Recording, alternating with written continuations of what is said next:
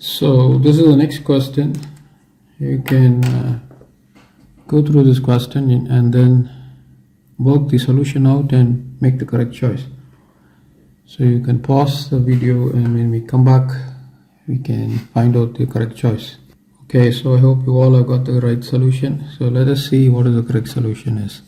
I'm going to rewrite the given integral. This is the integral given. I'm going to rewrite it as negative 1 over 2 to 1 over 2. This is the floor function,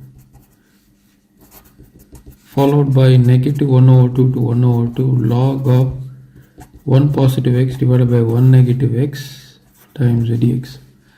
Now clearly log of 1 positive x over 1 negative x, this is an odd function. Okay, that means this is going to be 0. So we are left with integral negative 1 over 2 to 1 over 2 floor of x followed by dx. I'm going to redefine this as negative 1 over 2 to 0 floor of x dx positive 0 to 1 over 2 floor of x dx. Now the floor for this integral negative 1 over 2 to 0 is going to be negative 1, and the floor for this is going to be 0. This perishes, this excess.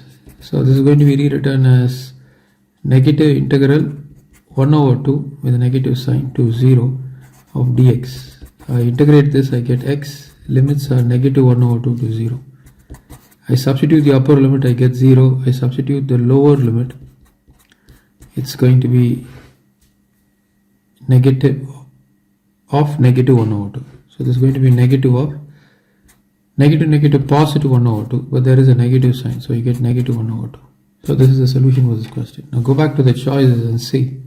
Is log of 1 over 2 is the correct choice? No, it is not. C gives us 1. Is it the right choice? No, it is not. B, is it a right choice? No, because it's 0. And A, what A says? A says we have a value of negative 1 over 2. Does it correspond to the right choice? Yes, indeed.